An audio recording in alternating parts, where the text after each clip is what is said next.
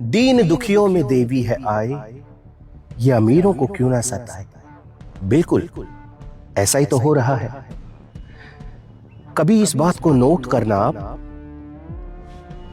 कि जो गरीब है, जो नीचे तबके के लोग हैं आर्थिक रूप से या सामाजिक रूप से, उनके अंदर ही भूत प्रेत, देवी, भैरू जी या कोई बाबा आता है। वाई? क्यों? वो भूत प्रेत, देवी या बाबा किसी अमीर के अंदर जल्दी से आपको नहीं दिखेगा। क्या कहेंगे इसको आप? शिक्षा का अभाव? नहीं, शिक्षित लोग भी ऐसा पाखंड करते हुए आपको दिख जाएंगे। दरअसल बात यह है कि जितनी विज्ञान से आप नजदीकी बढ़ाएंगे, उतना ही इन चीजों से आप मुक्त होते चले जाएंगे। लेकिन बात यह है ना कि वो कहते हैं कि एक ही लकीर पर चलना।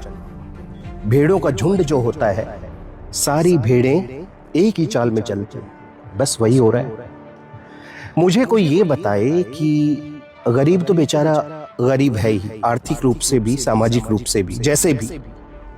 अब कोई देवी देवता, भैरू जी या कोई भूत प्रेत उनके अंदर आएगा तो उसे क्या मिलेगा?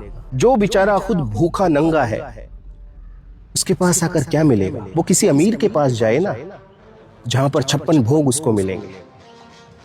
लेकिन नहीं, और फिर कहते हैं गरीबी है, गरीबी है, गरीबी। गरीबी क्यों ना हो? विज्ञान के साथ चल नहीं रहे हो। ओपरा पराया, भूत प्रेत, टोना टोटका, बड़ा ताज्जुब होता है। 21वीं सदी में हम जी रहे हैं, लेकिन हो क्या रहा है? बसों से यात्रा आपने की होगी, है ना? बसों की खिड़कियों में, शीशों पर इतनी इतनी साइज के पोस्टर लगे हुए मिलेंगे आपको। मूठ स्पेशलिस्ट, मूठ करनी, जादू टोना, प्रेम विवाह, विदेश यात्रा, हर काम को कराएं चंद मिनटों में, गारंटी के साथ दावा। कहीं लिखा होता है खान बाबा बंगाली। और उन पर्चों पर जो बसों में लगे हुए हैं, उन पर गारंटीड समाधान बताया जाता है कि आपके ऊपर किसी ने जादू टोना कर दिया, मूठ करनी कर दी है, प्रेम विवाह नहीं हो पा रहा है, नौकरी ना लगना, विदेश यात्रा, दुश्मन को घर बैठे हराएं।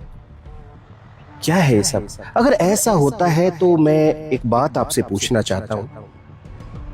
Elon Musk, Narendra Modi, Barack Obama, बहुत सारी गणमान्य हस्तियां हैं, सेलिब्रिटीज हैं, बड़े बड़े नेता, बड़े बड़े एक्टर्स, तो ये तो 2 मिनट में मिट्टी में मिला दिए जाएंगे अगर दूर से ही जादू टोना होता तो। लेकिन ऐसा नहीं है। मैं आपसे अनुरोध करता हूं, विज्ञान के साथ जितनी नजदीकी आप रखेंगे, उतना ही आपके लिए फायदेमंद रहेगा। और इन कुचक्रों से, पाखंड से, आडंबरों से आप निकल जाएंगे। ये जो पीली पीली सरसों आप देख रहे हैं, क्या है? ये प्रकृति का रंग है, ये नेचुरल है, येलो यानी पीला। लेकिन लोगों ने दिमाग में अपने अपने रंग बना रखे हैं और रंगों को भी बांट लिया है। कोई अपना पीला रंग लेके बैठा है, कोई लाल रंग लेके बैठा है, कोई हरा रंग लेके बैठा है। अब बताओ, तुमने धरती को तो बांट ही लिया था, रंगों को भी बांट लिया। कमाल की बात है। चेहरा लाल कर लेंगे सिंदूर से और बोलेंगे मुझ में हनुमान जी आ गए, मुझ में बालाजी आ गए, मुझ में देवी आ गई। हाथों को लाल कर लेते हैं, मेहंदी लगाते हैं। पता नहीं आदमी है या औरत है, समझ में नहीं आता, आदमी है या औरत है। तन आदमी का है और पोशाक स्त्री की पहन रखी है। नहीं समझ में आता।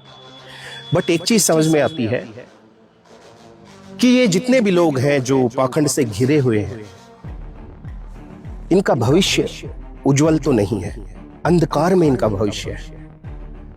ये इतनी मेहनत यदि पाखंड को छोड़कर सच में धरातल पे, यथार्थ में मेहनत करें, अच्छे पढ़े लिखे, विज्ञान से नजदीकी बढ़ाएं, तो गारंटी के साथ मैं कहता हूं आगे बढ़ने से कोई नहीं रोक सकता। अंधकार को उजाले में बदल सकते हैं। और ये सुधीरा एक चैलेंज करता है दुनिया के सभी तांत्रिकों से, तथा कथित बाबाओं से, ये जो अपनी मंडी खोल के बैठे हैं, दरबार खोल के बैठे हैं, कि अगर भूत प्रेत बुलाना जानते हो, देवी देवताओं को बुलाना जानते हो, तो एक काम करो ना, हमारी आर्मी फौज बॉर्डर पे है, सर्दी में बेचारी कितनी परेशान होती है, गर्मी में कितनी परेशान होती है, उनको इधर बुला लो, देवी देवता को छोड़ दो बॉर्डर पे, भूत प्रेतों को छोड़ दो, पाकिस्तान के लिए, चाइना के लिए, जो बार बार हमारी जमीन पर कब्जा करते हैं, लेकिन वहां पर इनका तंत्र मंत्र फेल हो जाता है। और इन लोगों ने जनता को भ्रमित कर रखा है, किसी की किडनी फेल हो गई, लीवर फेल हो गया, या शरीर में कोई और रोग हो गया, तो शर्त या दावा करते हैं कि हम ठीक कर देंगे। ये तो कोई ऊपरी हवा है जिसकी वजह से शरीर में ये रोग बढ़ा है। जो झाड़ फूंक करके, फूंक मार के आपका इलाज कर रहा है, उसका शरीर देखना कभी, खुद की सांस नहीं आ रही, सांस का पंखा थरथरा रहा है उसका, और वो आपका इलाज करने चला है। कमाल की बात है। और मैं एक बात आपसे और कहना चाहता हूं, इस बात को कोई धार्मिकता पर मत लेना, ये बात सिर्फ और सिर्फ जानकारी के लिए बता रहा हूं मैं आपको, अपने से जोड़ने की जरूरत नहीं है। मंदिर में हर समय, ज्यादातर समय कौन होता है भगवान के पास, भगवान की मूर्ति के पास कौन होता है? पुजारी होता है। मस्जिद में सबसे नजदीक जो इबादत खाना है, उसमें सबसे लंबे समय तक कौन रहता है, दिन या रात? एक मौलवी। तो अगर मंदिर का पुजारी भगवान के सबसे नजदीक रहता है, मस्जिद का मौलवी खुदा के सबसे नजदीक रहता है, तो एक भी 100 अमीर लोगों की श्रेणी में क्यों नहीं है कोई भी पुजारी या कोई भी मौलवी? ये तो सबसे ज्यादा अमीर होने चाहिए थे, लेकिन क्यों? एक्चुअली एक मूवी आई थी थोड़े दिन पहले, कुछ साल पहले, पीके में एक जुमला बार बार दोहराया जाता था कि कोई फिरकी ले रहा है, फिरकी ले रहा है, सच में ही फिरकी ले रहे हैं। उसको पाने का रास्ता सबसे सरल है, सबसे आसान है। क्या करना है? कोई मंदिर, मस्जिद, चर्च, गुरुद्वारा कहीं जाने की जरूरत नहीं है। उसको पाने का सबसे सरल रास्ता जो है वो ये है कि घट में तेरे भगवान है, घट में तेरे खुदा है। अपने अंदर झांक, ऐ इंसान तू खुद को जान।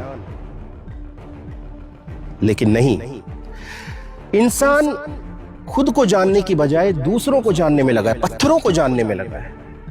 एक जड़ पदार्थ आपको क्या दे सकता है? एक जड़ पदार्थ आपको कुछ नहीं दे सकता है। ये जो चेतन शरीर है, ये चेतन शरीर, इसके अंदर परमात्मा बैठा हुआ है। और कहते किस्मत, हाथों की लकीरों में किस्मत होती है।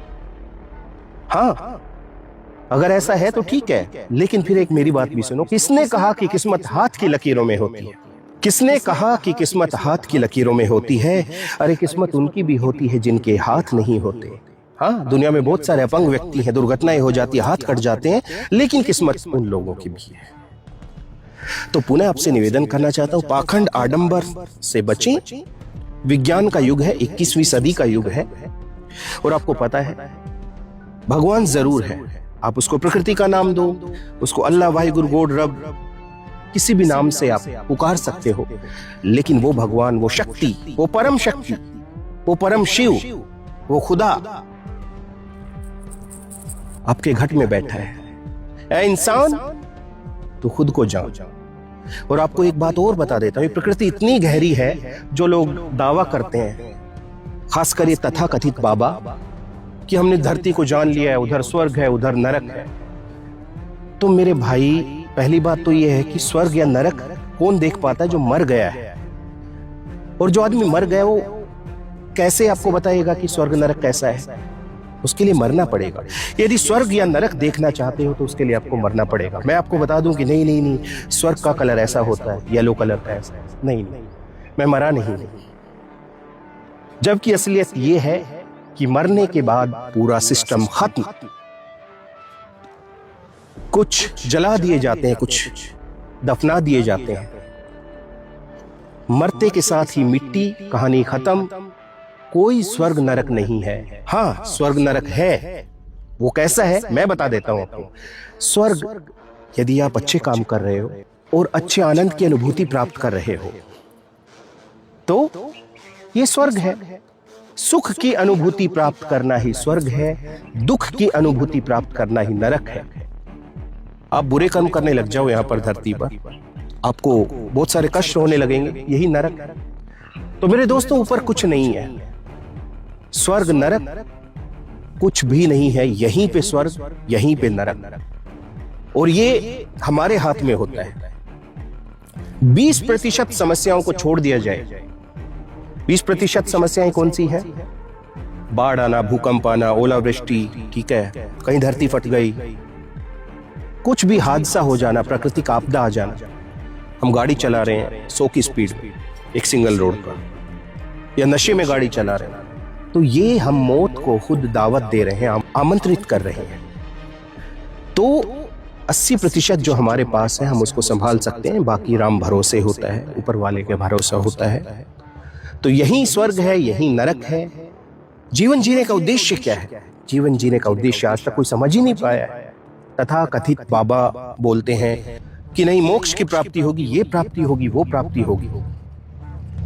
मोक्ष का अर्थ है सुख की अनुभूति प्राप्त करना, पूरे जीवन में सुखी रहने की कोशिश करना, हरदम पॉजिटिव फील करना, ये मोक्ष होता है। ऐसा नहीं है कि आपको आकाश में ले जाया जाएगा, फिर आपका रजिस्टर कोई लेके बैठा है, फिर ये कि कितने कर्म किए कितने नहीं किए। और एक बात और है कि नहीं नरक में जाना पड़ेगा तो बुरे कर्म मत करो, ऐसा नहीं है। तुम उससे डर के, नरक से डर के यदि अच्छे कार्य कर रहे हो तो ये कोई तुक वाली बात नहीं। तुम अच्छे कार्य इसलिए करो कि इस धरती पर ही तुम्हें स्वर्ग देखने को मिल जाए, इस धरती पर ही तुम्हें जन्नत देखने को मिल जाए, ठीक है ना। तो आज के लिए इतना ही। मेरे इस वीडियो का मकसद किसी भी व्यक्ति, जाति, धर्म, संप्रदाय की निजी भावनाओं को ठेस पहुंचाना नहीं। शुरू से लेके अब तक, जब तक मैंने वीडियो बनाने का सिलसिला शुरू किया था, उस दिन से लेकर आज तक सिर्फ एक ही बात का संदेश मैं देता हूं कि सुख से जियो, सभी लोगों से प्रेम करो, इंसान की एक जात इंसानियत, किसी से भेदभाव मत करो, नफरत मत करो, अच्छे को अच्छा कहो, बुरे को बुरा कहो। यही जीवन है। ये जीवन इतना गहरा है, ना इसको कोई आज तक जान पाया है और शायद ना कोई जान पाएगा। जो लोग कथित दावा करते हैं कि ये है ऊपर, वो है, कोई फायदा नहीं।